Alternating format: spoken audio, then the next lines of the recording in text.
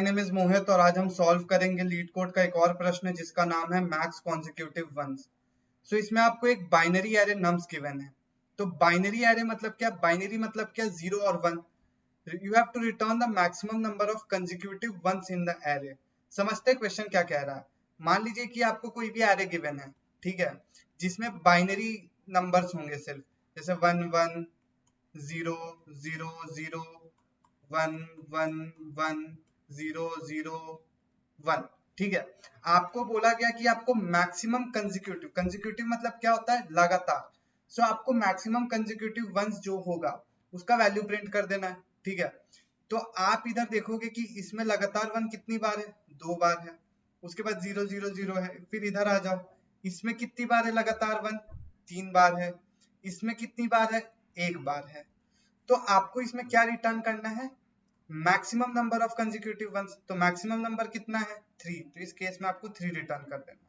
अब हम क्वेश्चन को अगर डीपली सोचते हैं कि क्वेश्चन क्या कह रहा है, आप देखो इसमें सिर्फ दो चीज के लिए बात हो रहा है, या तो 0, ठीक है, या तो 0 या तो 1। ठीक है, तो हम इन्हीं दो केस में ना कंडीशन देखेंगे। कंडीशन क्या देखेंगे? दो केस देखेंगे। वो दो केस क्या होगा? केस नंबर 1 और केस नंबर 2। हम क्या करेंगे? काउंट नाम का वेरिएबल ले लेते हैं, ठीक है, जो हमारा काउंटिंग करेगा कितने नंबर्स ऑफ 1 है, उसको हम पहले में 0 इनिशियलाइज कर लेते हैं। और हमें आंसर भी स्टोर करना है कि कौन सा मैक्सिमम होगा, तो हम एक आंसर नाम का भी वेरिएबल ले लेते हैं, उसको भी 0 से स्टोर कर लेते हैं। ठीक है, अब हम क्या चेक करेंगे कि अगर हमारा वैल्यू 0 है, ठीक है, अगर हमारा वैल्यू 0 है, पहले तो हम लोग स्टार्टिंग से स्टार्ट करते हैं। आपका वैल्यू 1 है, फिर एक और बार 1 आया, तो उस केस में आपको क्या करना? अगर आपका n इक्वल इक्वल 1 है, उस केस में आपको क्या कर देना है? काउंट का वैल्यू प्लस प्लस कर देना है। और काउंट का वैल्यू प्लस प्लस करने के बाद अपने आंसर में क्या स्टोर कर लेना है? आंसर में स्टोर कर लेना है मैक्स ऑफ काउंट और आंसर। ठीक है, इसका कहने का मतलब क्या है?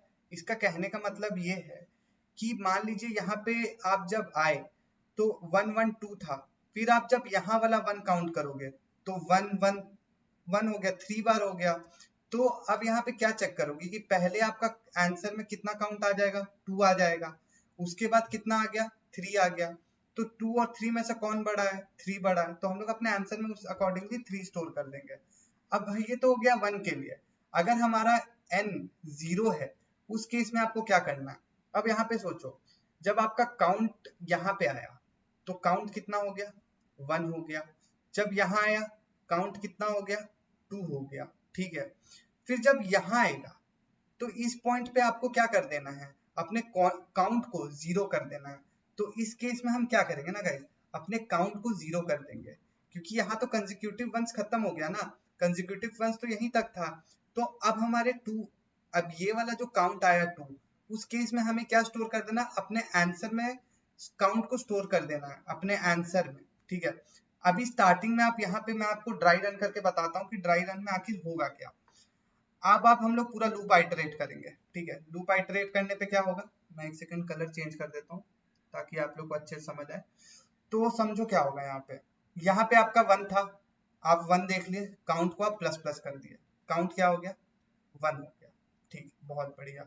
उसके बाद वापस n इक्वल्स टू 1 है, उसके बाद आपका काउंट कितना हो गया? 2 हो गया। ठीक है, अब आंसर में क्या स्टोर करना है? Max of count and answer. Max of count और आंसर में अभी हमारा आंसर का वैल्यू क्या था? 0 था, और काउंट का वैल्यू क्या आ गया? 2 आ गया है। तो उस केस में हमें मैक्सिमम वैल्यू स्टोर करना है। तो अब हमारे आंसर में क्या स्टोर हो जाएगा? 2 स्टोर हो जाएगा। बढ़ते आगे, n इक्वल्स टू 0 है, अब काउंट हमारा इसके बाद 0 हो गया। ठीक है, उसके बाद फिर हमारा n इक्वल्स टू 0 है, तो काउंट तो हमारा 0 रहेगा, लेकिन आंसर में हमारा कौन सा वैल्यू स्टोर है? 2। उसके बाद फिर 0 आया, फिर हमारा काउंट जो है 0 ही हो गया, फिर 1 आ गया। तो 1 वाले केस में आपको क्या देखना? काउंट का वेरिएबल बढ़ा देना, 1 हो गया। फिर यहाँ पे 1 आ गया, काउंट का वेरिएबल 2 हो गया। फिर 1 आ गया, काउंट का वेरिएबल 3 हो गया।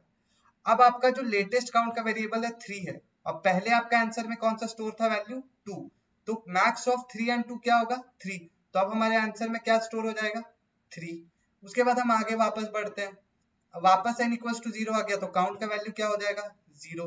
उसके बाद फिर 0, काउंट का वैल्यू क्या हो गया 0, उसके बाद फिर 1 है तो काउंट का वैल्यू क्या 1 हो गया। अब आप चेक करोगे कि काउंट अभी 1 है और आंसर का वैल्यू क्या 3 है, तो मैक्स ऑफ 1 और 3 में क्या स्टोर हो जाएगा, आंसर तो हमारा 3 रहेगा, तो उस केस में हमारा 3 आउटपुट में प्रिंट हो जाएगा। अब इसे कोड करके देखते हैं गाइस, उसके बाद आगे बढ़ते हैं। तो गाइस जैसे जैसे मैंने आपको बोला था अपने अप्रोच में, वैसे वैसे आपको कोड भी करना है। सबसे पहले मैंने आपको क्या बोला, तो सबसे पहले एक काम करो, साइज का एक वेरिएबल बना लो जिसमें आपका साइज होगा एरे का, ठीक है। उसके बाद मैंने आपको क्या बोला था, आंसर को स्टोर करने के लिए एक आंसर नाम का वेरिएबल, काउंट को स्टोर करने के लिए एक काउंट नाम का वेरिएबल बना लो।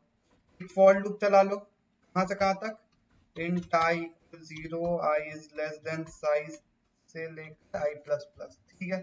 उसके अंदर हमने दो केस देखे थे, दो केस क्या थे, अगर एरे नम्स है ना, सॉरी, अगर नम्स ऑफ i जो है इक्वल इक्वल 1 हुआ, उस केस में आपको क्या करना है, अपने काउंट का वैल्यू को प्लस प्लस कर देना है। एल्स क्या करना है, एल्स आपको करना है काउंट इक्वल 0, और उसके बाद आपको अपने आंसर नाम में दो मैक्सिमम वैल्यू भी स्टोर करना है। तो आंसर में आप क्या करोगे, ans equals to max of count comma ans, ठीक है, मैक्सिमम स्टोर हो गया। अब हम रिटर्न कर देंगे ans, ठीक है गाइस। अब इसे रन करके देखते हैं, तो ये एक्सेप्ट हो गया। अब इसे सबमिट करके देखते हैं, तो गाइस ये सबमिट भी हो गया है। सो आप देख सकते हैं ये क्वेश्चन को मैंने 2022 पे भी बनाया था। सो गाइस इस वीडियो के लिए इतना ही रखते हैं। Till then keep watching my videos and don't forget to hit the like and subscribe button.